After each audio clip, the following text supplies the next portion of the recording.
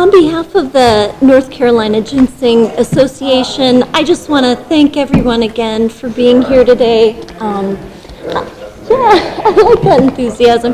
I personally have had such a great time, and I've met so many new people, and it's really exciting to see the networking going on and fun to hear what everybody's doing, whether you're thinking about growing ginseng or you've been growing. So we, in this process, have met somebody new, Iris Gow, who has agreed to come up here spur of the moment and tell us about some of her studies and what she's doing with ginseng. So thank you, Iris, for agreeing to come up and talk. Thank you so much for inviting me. And I would also thank a friend, Betty. She brought me here. We were both in the Appalachian Studies conference in Asheville this weekend.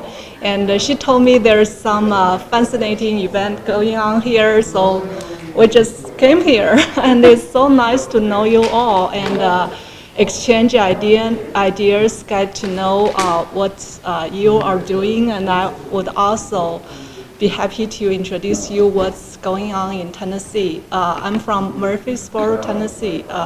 Middle Tennessee State University. We started a Ginseng Institute last year. Last May. Ginseng International Ginseng Institute. Our website is www.mtsu.edu/ginseng.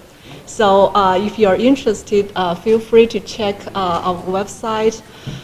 So since last May, we have hosted two Tennessee Ginseng Growers meeting. We have a good participation. We have a total of about 120 participants. I got to know Caleb in the meeting. And what we do, what our program is doing, we have two components. One is the research components. The other one is the outreach components. So for the research, examples of the ongoing research is like what I just mentioned is the ginsenoside study. So we work on the ginsenoside analysis in the wild roots, in wild Tennessee roots, North Carolina or Kentucky, and wild simulated roots, and also cultivated roots. And also their bioactivities, what is their pharmacology activities. Also like nutrient needs for growing these plants. You know, ginseng is a very special plant. It like certain soil conditions, like a different pH and high calcium, sulfur content. So we study this, what soil nutrients are needed for better growing these plants. And some other ongoing research is like the medicinal properties of this of the plant extract from ginseng. And for example, their anti-cancer activities or cardiovascular protective or or immune boosting activities. And also like the soil microbes interaction with the plant growth. We are collaborating with some other institutions to study the soil microbe interaction with the roots. And we're also collaborating with geoscience colleagues to study like site suitability to grow these plants, because certain like mountain conditions, what types of trees, woods, and the slope facing, water conditions, this all matters. So how to choose the best site to grow these plants. So these are some examples of ongoing research. And the outreach efforts is supported by a USDA grant and also a Tennessee State Department of Agriculture grant. And this is to support or to help of local farmers to grow wild simulated ginseng. Yeah, so besides digging, and so there could be another source of income, like to grow the wild simulated ginseng roots in the same woods. So, but ginseng is not an easy plant to grow. So there need to certain like techniques or certain technical support are needed. So that's what we are trying to do. And we would also, so this program is inside Tennessee, but we would also love to, interact with the other 18 ginseng states. There are a total of 19 ginseng states in the United States. So it will be great if we can all have the opportunities to exchange ideas and can work together. So it's really my privilege to be here and get to know you all, and hope we can have more interactions later. Oh, thank you, Iris. Yeah. People may not have been able to hear on the recording your comments about the ginsengicide content in the leaves when we had our fresh ginseng discussion. So if you could quickly summarize that so we have it on camera too. Oh yeah, okay. A little bit about the ginsengicide studies in the leaves. So there were studies about the ginsenosides in the leaves, particularly ginseng. And because the leaves are the organ that synthesize this chemical, and later on it transport this chemical to the roots. So it's not surprising that the leaves actually have more ginsenoside content. But the ginsenoside types are a little different from between the leaves and the roots. So this may bring them slightly different medicinal properties. And the usage, I want to mention a little bit more about the usage of leaves in Asia. Okay, so not only consumed as tea, but it is actually a medicinal part besides the roots. And it is recorded in the China Pharmacopoeia. Yeah, the China Pharmacopoeia is the official, like a document that record 6,000 different medicinal herbs about their standards, their medicinal properties. So besides the ginseng roots is one category, ginseng leaves is another category. So it has a history of be used as a medicine in Asia. Yeah. Great. Well, thank you very much. Thank you. Well, we'll let you get you back to your Okay, daughter. thank you.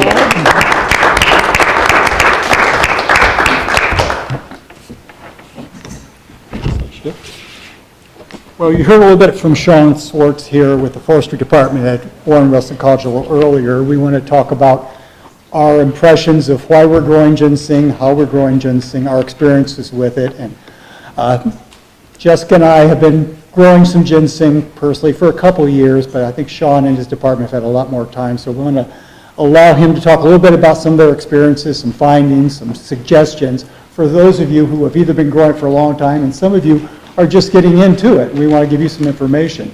One of the things I want to start with is there's some handouts you saw there, two-sided. I basically try to summarize all the great books and pamphlets that you can find on growing ginseng. There's a lot of good stuff. There's several by North Carolina State Extension on care and planting of seed and roots. There's one on dealing with the fungus problems of them. There's some information on the Virginia Cooperative Extension on growing American ginseng. All of these, the URLs listed on this sheet of paper. So rather than talking to you about it, here's the opportunity to find it from the experts themselves. So anyway, pick one of those up. I've got them over here too, and we'll put it on the website too, so we can have it available to everybody. So other than that, I'll turn it over to Sean. Well, I think I'll be leaving to apply for Middle Tennessee State.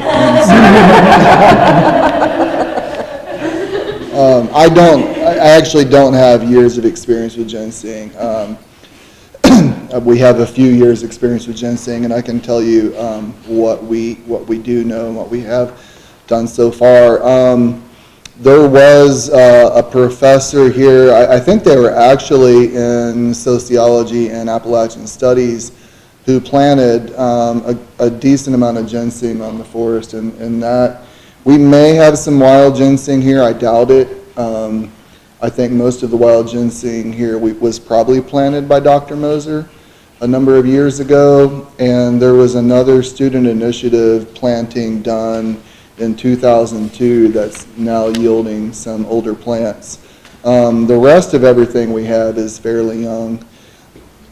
So Sean, what are some of the biggest mistakes people make when they're trying to grow ginseng or start ginseng?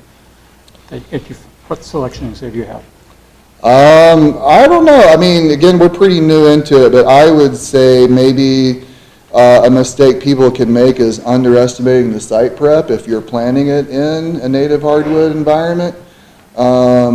Depending on the forest type you're planting in, but most of the forest types that ginseng does well in is stocked already, and clearing that it takes a good bit of work, and people may underestimate that. The obvious one that I'm sure is on everyone's mind that we haven't got to the point where we need to deal with yet, but we obviously will, is poaching and theft. As Travis says in Watauga County, you plant so much you can't steal it all. And that is one approach, basically that, somebody who hits Travis in a couple night period is only going to take a small percentage of what he has, So we're also, we have a lot of visitors to campus. That's a downside. It's also a good side in that we have a lot of people from the public calling us, telling us that things they consider to be suspicious are happening. Sometimes it's just us doing things, and other times that it is suspicious, and we get out there. We have game cams up around. We also grow ramps and a pretty large amount for growing golden seal, black kavash, a number of other things. We have game cams up in areas that have. The only people we've found so far actually had a metal detector, and I don't think they were looking for the plants. I think they were looking for treasure or something. Public safety, we've got them on board in a couple of years, we'll really need to be. We have lost a lot of ramps to poaching. But that's an obvious one, is that, you can get the cultivation of the plant down and get good germination rates and not have issues with fungicides and grow a root that appears to be wild and that has good market value, and then someone steals it. All your knowledge of how to grow the plant doesn't amount to anything. So theft is a huge issue that, we'll probably put up a few signs saying that we have irradiated roots that we're doing research for heavy metal analysis on. We have put up a few signs. We had a stone root.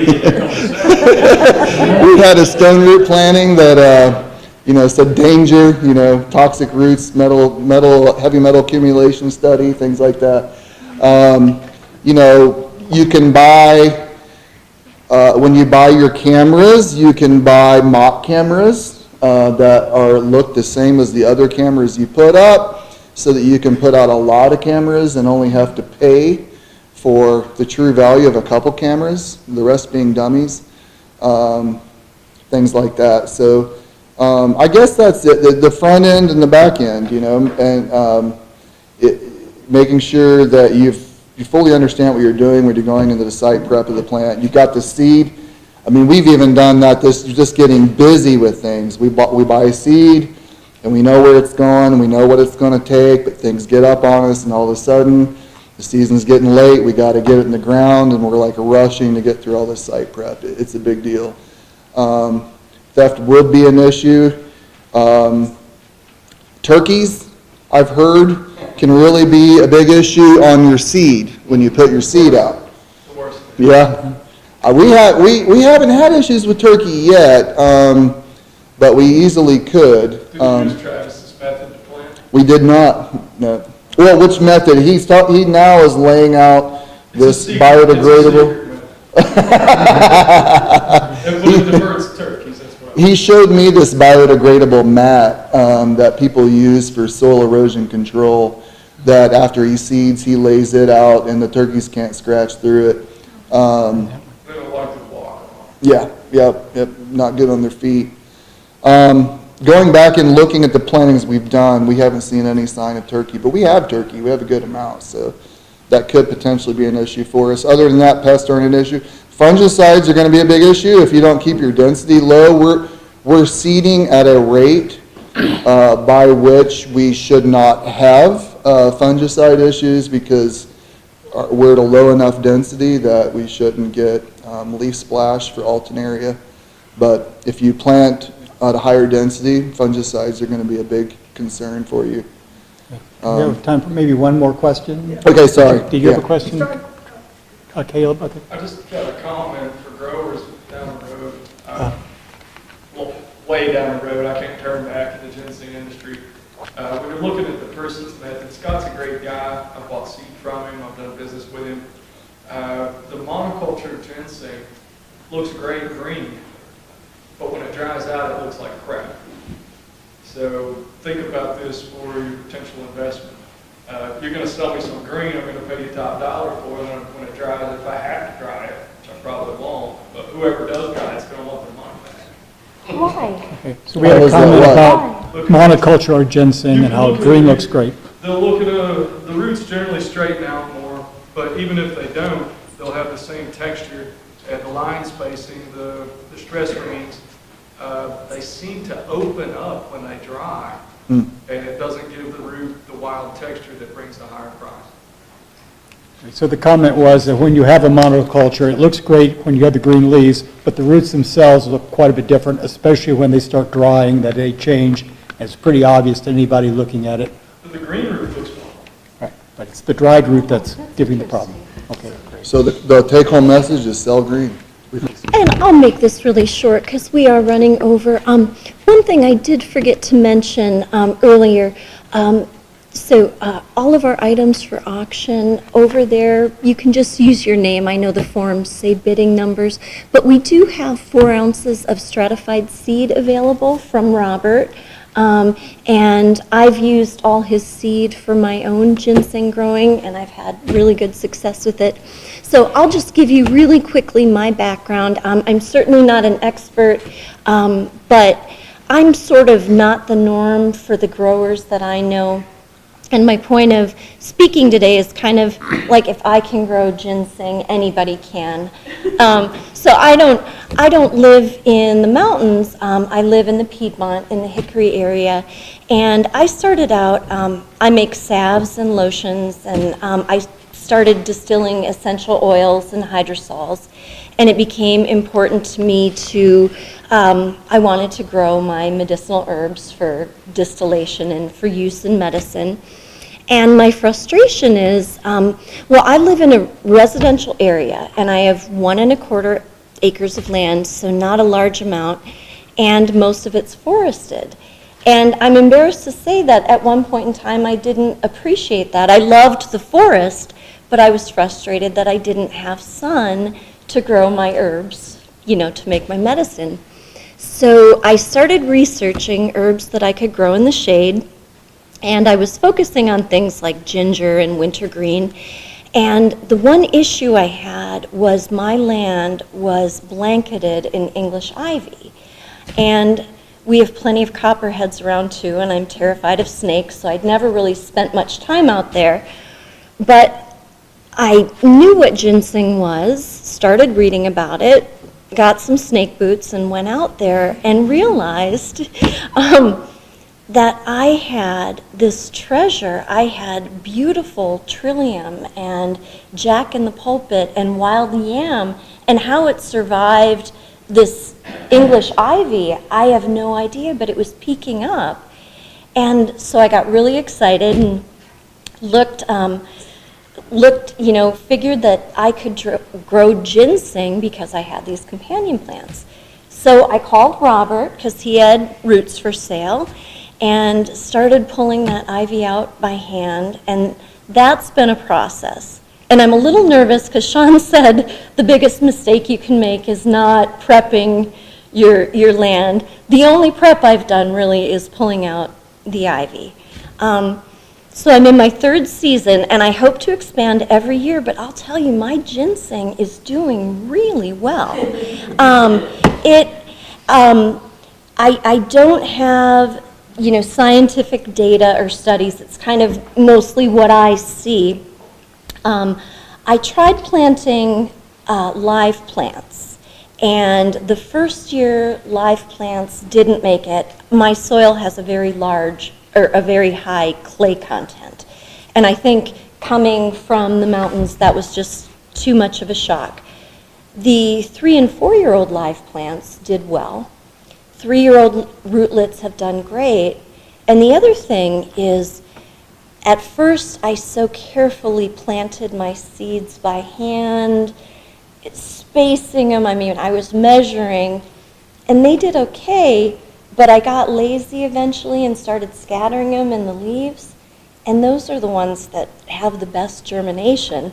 So for the people here who haven't grown yet, I'm not saying do what I do, but it's worked really well. I had, probably 500 first-year seedlings come up last year with just throwing them. So anyway, so my goal is just to clear more every year. I have a high population of tulip poplar, so good conditions, and north-facing, sloping, and some east-facing.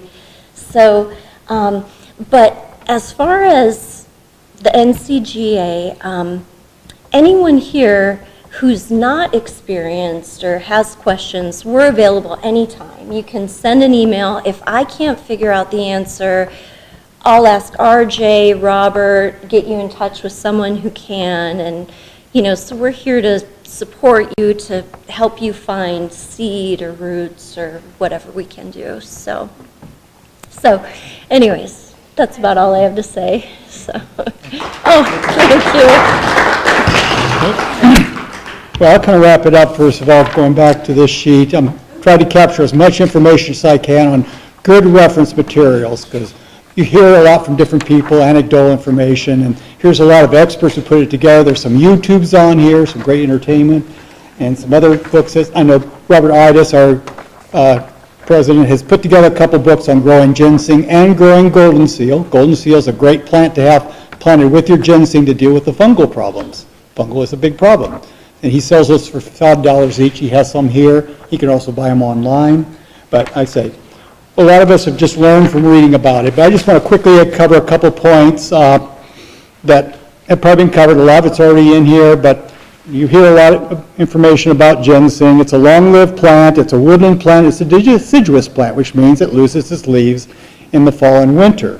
So it's first emerging around late April, early May, and probably lasting until September, October, something like that. So it's got its cycle. And as you're in the woods, you start to recognize the forms of it. I'm not going to go into all those details. It's most commonly propagated from seed if you're trying to grow it. And just expect it. It's not going to come up overnight. It takes 18 months, something like that. It's probably got to be cold stratified. It's worked with a little bit, so don't expect it to be up right away. So there's a lot you can learn from just reading about that. There's some great brochures to tell you about that. And if you're out there in the wild, you're finding it, I'd say there's still things you can do to help it along. Like you heard, sometimes they grow in colonies. You may have a large plant and small plants. Those small rootlets can be easily transplanted. You probably don't want to do them in the growing season, but just make note of where they're at, and you would be able to move those around, spread them out.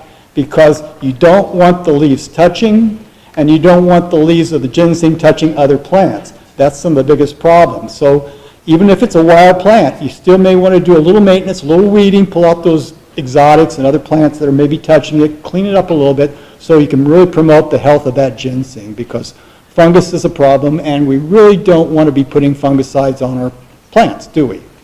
So if you can plant golden seal around it or keep the plants separated, maybe that plant has a better chance of not getting a fungus problem. Orientation. You can probably have almost any slope facing except for west, but it does best in the north or east facing. So you may be disappointed, I don't have a north facing slope, so I don't expect it to grow. Well, sometimes it'll work in other directions if you have enough shade and things like that. You don't want total shade, but you don't want total sun to burn it out. So about 75% shade is probably good. Kind of dappled lighting. And as the species up there, you don't want to monoculture rhododendrons and other plants like that. You can read about the preferred plants like tulip poplar, maple, some of those other plants that are important as overstory. If you've got bloodroot, you've got black cohosh, blue cohosh, jack in the pulpit, things like that. Those are desirable, companion plants. If you got the doll's eye plant, you've probably heard that those doll's eyes are always looking right at the ginseng. Well, the berries are facing every which direction, so unless you got a lot of ginseng there, it's not guaranteed that that eye is looking right at that ginseng. But those companion plants are great markers to finding if you've got ginseng on your plant property. So the most important in my mind is the soil. We hear about the white pine plantations, but you're starting with the right soil. A good loamy soil, which is 75% fungal material, 25% bacterial. How do you know? Well, if you're in a woodland setting, all that cellulose from the wood breaking down, that's kind of a fungal habitat. So you could have a little bit of bacteria in there naturally. You may want to mix something into that, but it's important to be in that forested habitat historically. If you don't have that, you don't want to compost the area, but you may have that wood mulch in there to help with it. And a couple other quick points I'm going to hit. I mentioned the shade, the fungus. Predators, we mentioned turkey, a problem with the seed. And you may get a little grazing on those new plants, but I'm hearing a lot of problem with voles. And I'm not sure of a good way to deal with voles, but that's one of the big problems if you got a root. You're taking care of it for 7 years, and suddenly you come back and the plant's at least laying down, you pick it up and it's chewed off at the bottom. So any suggestions people have on dealing with voles, but that's one of the big problems I'm hearing, other than some minor predator grazing. So I just want to hit those things real quickly. I've been doing this for a little while. I've got rich clove forest habitats. I've been supplementing it with other ginseng plants out there, along with other native plants and other medicinal plants. So if you're growing ginseng and you're harvesting ginseng, you're probably just not dealing with ginseng. You're probably aware of the other medicinal qualities out in our forest areas. So these non-timber forest products are so important to us, both medicinally and economically, to promote that vitality of that and keeping enough plants out there, the conservation, replanting if you can, seeding if you can, not taking everything you find, and keeping those things growing healthy, I think is the best thing we can do, because this is so important as the heritage of our community and the vitality of so many people. So let's keep this plant alive and growing well for us. Thank you.